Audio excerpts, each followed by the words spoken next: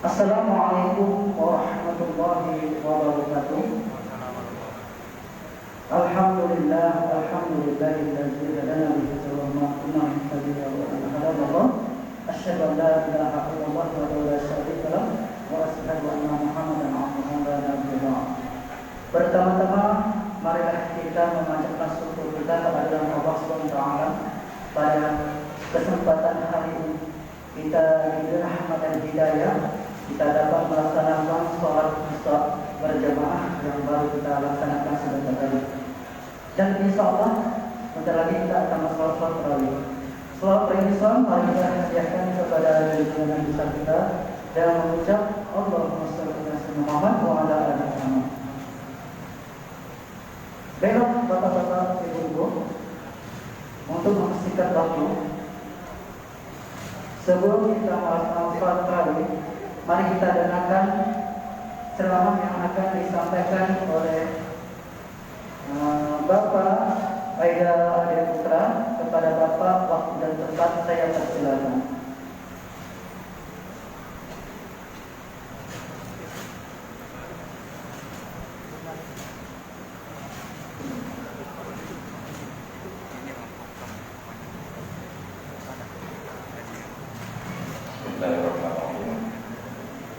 Assalamualaikum warahmatullahi wabarakatuh. Alhamdulillahi rabbil alamin. Wa bihi nasta'inu ala umuri dunya waddin. Salatu wassalamu ala asyrafil anbiya'i wal mursalin wa ala alihi wa ashabihi ajma'in. Asyhadu an la ilaha illallah wahdahu la syarika lah wa asyhadu anna Muhammadan abduhu wa rasuluh. Allahumma shalli ala sayyidina Muhammad wa ala alihi wa ashabihi ajma'in. Amma ba'd. Rabbi shrah li sadri wa yassir li amri wa hlul 'uqdatam min lisani yafqahu qawli. Bapak, ibu-ibu, kaum muslimin, kaum muslimah, jamaah Masjid Nurul Islam yang insyaallah dalam rahmat Allah Subhanahu wa taala. Pada malam hari ini kita telah berada pada malam kedua Ramadan 1442 Hijriah, yang mana mari sama-sama kita memohon kepada Allah di awal-awal Ramadan ini, mudah-mudahan Allah menjadikan Ramadan 1442 Hijriah ini menjadi Ramadan terbaik dari Ramadan yang pernah kita lalui. Mari sama-sama kita senantiasa berharap, karena Allah mengajarkan kepada kita untuk selalu penuh dengan harapan kepada-Nya. Ketika kita membaca surah Al-Baqarah ayat 183, A'udzubillahi minasyaitonir rajim, ya ayyuhalladzina amanu kutiba 'alaikumusiyam kama kutiba 'alal ladzina min qablikum.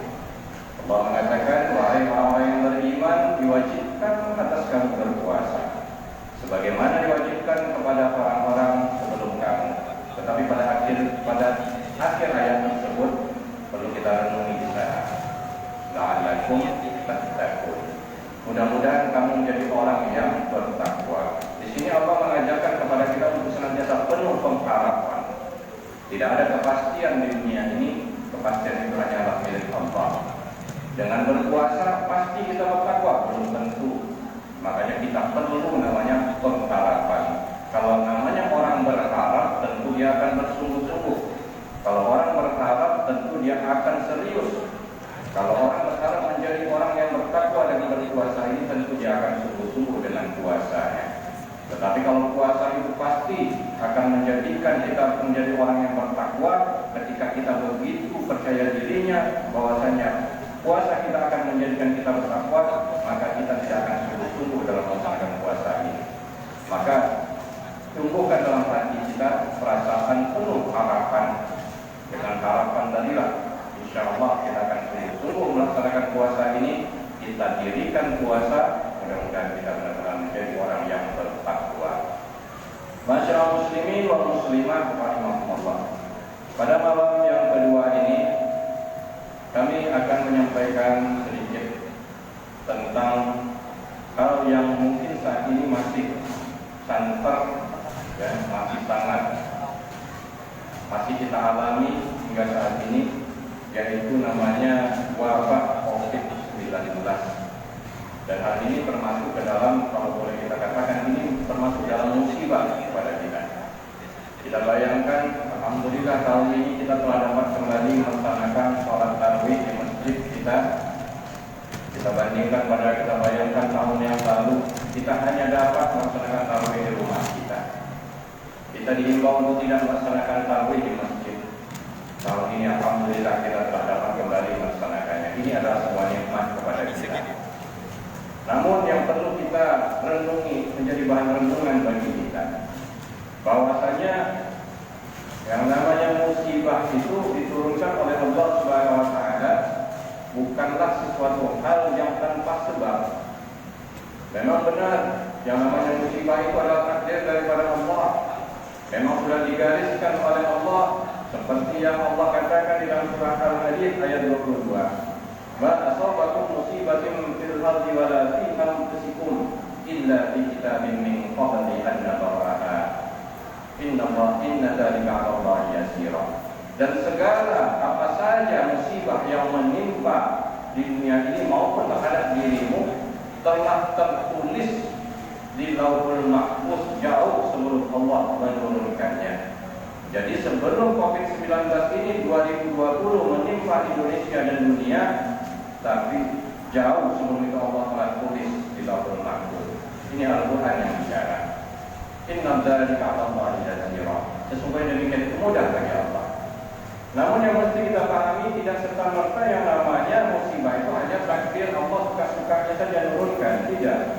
Tetapi yang namanya musibah itu ada sebab Allah menurunkan. Yang tidak lain tidak bukan disebabkan adalah karena Allah sayang kepada kita. Allah ingin kita kembali kepada kebenaran karena selama ini telah banyak jalan kebenaran yang kita tinggalkan. Maka sejenak Allah membuat kepada kita sebuah renungan, kembali kepada kebenaran. Kembali kepada kita, kepada kebenaran kita. Kembali kita kepada fitrah kita. Karena begitu banyak orang akhir-akhir ini sudah melupakan kodratnya, sudah melupakan fitrahnya, sudah melupakan jati dirinya sebagai hamba Allah, sudah melupakan jati dirinya sebagai umat dan pengikut Rasulullah SAW. Maka Allah harus turunkan ini supaya kita kembali kepada kebenaran. Yang demikian itu hanya dapat kita direnungkan, hanya dapat dirasakan, dipahami oleh orang yang mau menggunakan akal pikirannya. Segala kekuasaan Allah hanya terdapat tanda-tanda kekuasaan bagi orang-orang yang berpikir. Kalau orang yang tidak mau menggunakan akalnya, maka tidak akan pernah dia dapat mendapatkan hikmah daripada kejadian. Ketika dia hanya menggunakan nafsunya, maka yang akan timbul senantiasa adalah keluhan saja. Mengeluh, mengutuk, menyumpah, mencaci maki dan segala macam. Ketika ada kesulitan yang menimpa padanya, itu kalau orang memikirkan, merenungi dengan perasaannya, merenungi dengan nafsunya. Tetapi kalau dia renungi dengan akalnya, yaitu nafsul mutmainnah, seperti yang tadi dibacakan imam kita, ya ayat nafsul mutmainnah, wahai jiwa-jiwa yang tenang, irji'i ila rabbika radiyatan mardiyah. Kembalilah kepada Tuhanmu dengan wajah yang puas lagi berseri-seri. Maka ketika musibah itu akan kita dapatkan hikmah. Ketika kita mendapatkan musibah, kita renungi dengan ketenangan, dengan jiwa yang tenang, dengan nafsul mutmainnah, maka akan kita temukan hikmahnya, akan kita temukan pembelajaran di dalamnya. Pertanyaannya, apa pembelajaran dari COVID-19 ini? Ada satu pembelajaran yang bisa kita ambil. Ini salah satu dari sekian banyak pembelajaran. Apa itu? Kita kurang bersyukur. Selama ini manusia ini sudah jauh dari rasa bersyukur. Salah satu rasa bersyukur yang terbanyak ditinggalkan oleh manusia adalah mensyukuri nikmat rumah yang diberikan Allah kepada kita. Suka tidak suka, setuju tidak setuju, saya mengatakan rumah yang kita tempati saat ini, mau itu ngontrak, mau itu rumah pribadi, mau itu nyewa, mau itu masih kredit, itu adalah rumah yang jauh lebih megah daripada rumahnya Nabi Sallallahu Alaihi Wasallam. Nabi Muhammad SAW itu kalau kita meriwayat beliau itu tinggal di dalam rumah, saking sempitnya rumah beliau, ada riwayat yang mengisahkan bahwasanya ketika beliau melaksanakan sholat sunat malam, beliau ketika sujud, beliau menggeser kaki istri beliau Siti Aisyah untuk tempat beliau sujud. Ketika nanti beliau berdiri kembali, Siti Aisyah kembali menonjolkan kakinya. Bayangkan betapa sempitnya kamar beliau itu.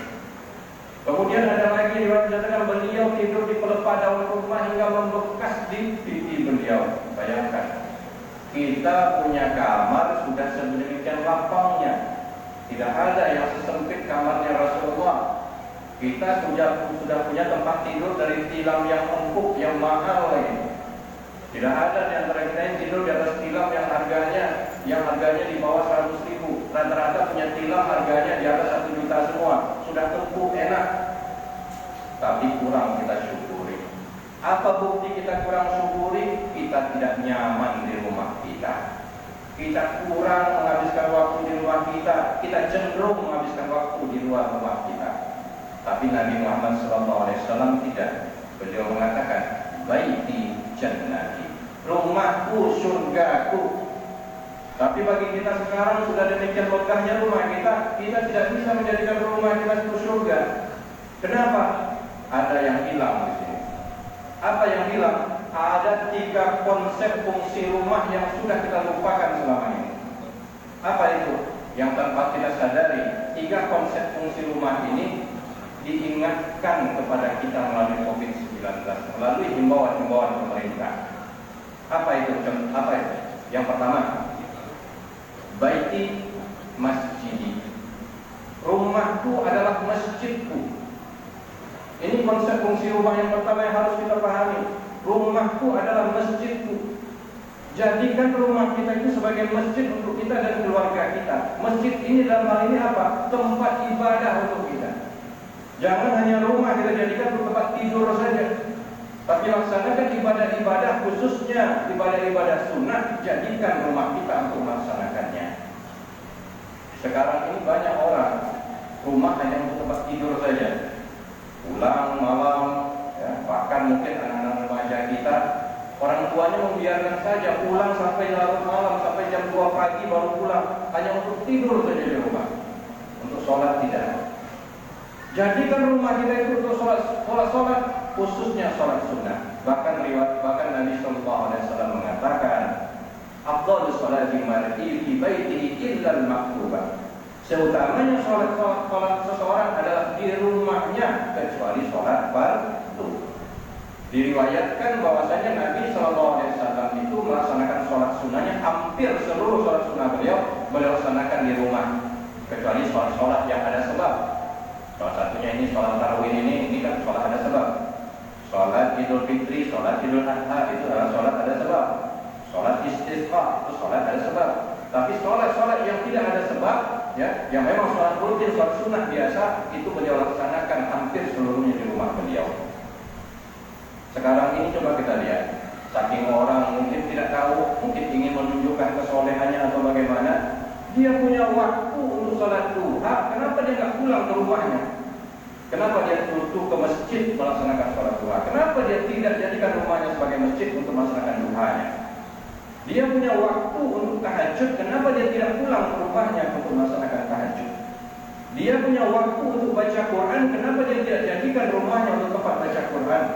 Dia punya waktu untuk berzikir, kenapa tidak di rumahnya dia berzikir? Maka ini tanpa kita sadari, dengan COVID-19, himbauan COVID-19 yang dihimbau oleh pemerintah kita beberapa waktu yang lalu, kita dihimbau, sholatlah dulu di rumah, lebih baik sholatlah di rumah. Bahkan melalui muhazin, bagi dan muhazin juga sudah diserukan, sallu fi buyutikum, sholatlah di rumah kamu masing-masing. Ya. Ada yang bertanya, itu Itu kalimat-kalimat baru itu. Shallu fi buyutikum, tidak. Itu bukan kalimat baru. Pada masa Nabi SAW ada. Ketika itu hujan, maka dihimbau oleh Bilal yang melaksanakan sholat di rumah. Shallu fi buyutikum, sholatlah di rumah kalian masing-masing. Nah, jadi tanpa kita sadari, himbauan COVID-19 mengingatkan kita untuk menjadikan rumah kita sebagai masjid untuk kita. Itu yang pertama, baiti masjidi. Yang kedua, baiti madrasati.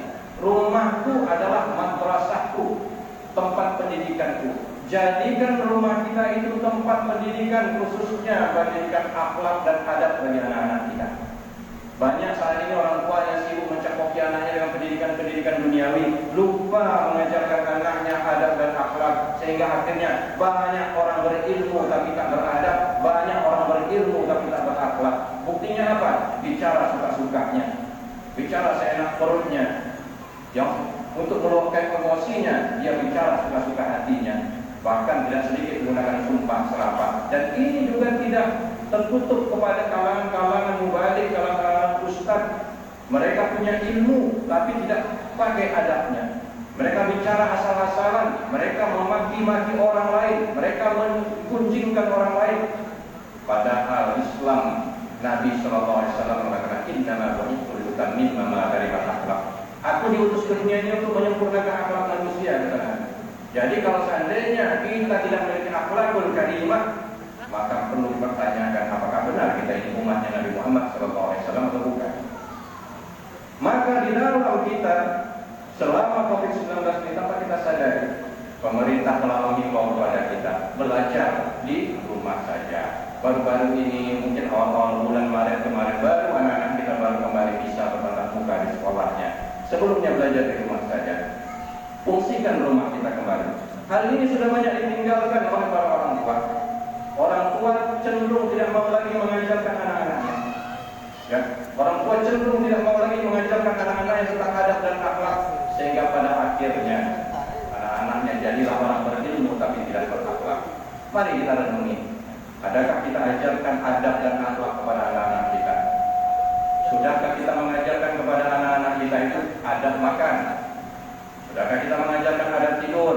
Sudahkah kita mengajarkan adab masuk kamar mandi, masuk dengan kaki kiri, keluar dengan kaki kanan, baca doa, Allahumma inni a'udzubika minal khubuthi wal khaba'ith. Ketika keluar, baca doa, ghufranaka alhamdulillahilladzi anzalani ala wa afani.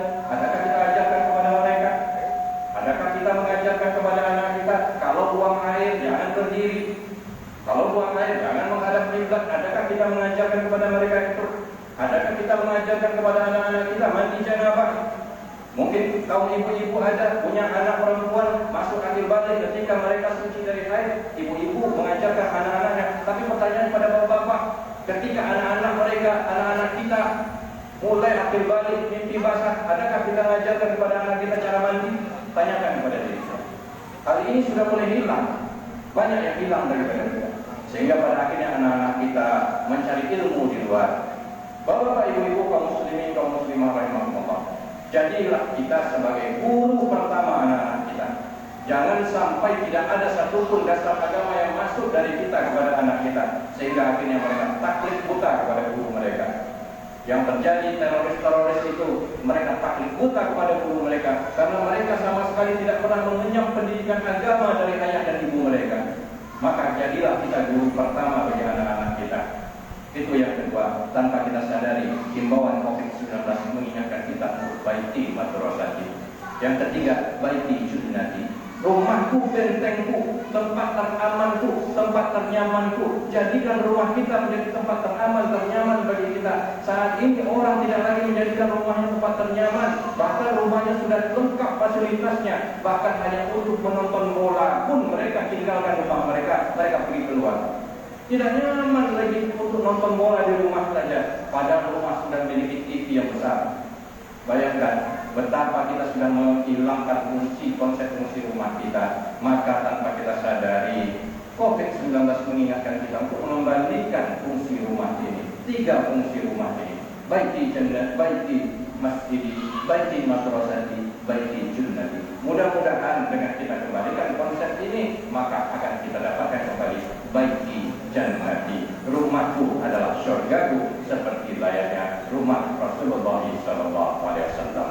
Mudah-mudahan apa yang kami sampaikan dapat bermanfaat, terutama bagi diri kami sendiri, dan mari sama-sama saat ini virus COVID-19 belum habis. Kita kembali tetap ikuti protokol kesehatan, tetap jangan lupa menggunakan masker, jangan lupa mencuci tangan, dan jangan lupa kita tetap hindari kerumunan. Mudah-mudahan Allah Subhanahu wa taala melindungi kita, dan jangan lupa kita berdoa kepada Allah, Allahumma inni a'udzubika minal farasyi wal jununi wal juzami min syai'il asqam. Mudah-mudahan Allah Subhanahu wa taala menyelamatkan dan melindungi kita dari virus COVID-19. Mudah-mudahan bermanfaat. Apabila kurang kami mohon maaf. Kebenaran milik Allah dan kesalahan milik kami sebagai hamba-Nya. Subhanallahumma wa bihamdika asyhadu an la ilaha illa anta astaghfiruka wa atubu ilaik. Assalamualaikum warahmatullahi wabarakatuh.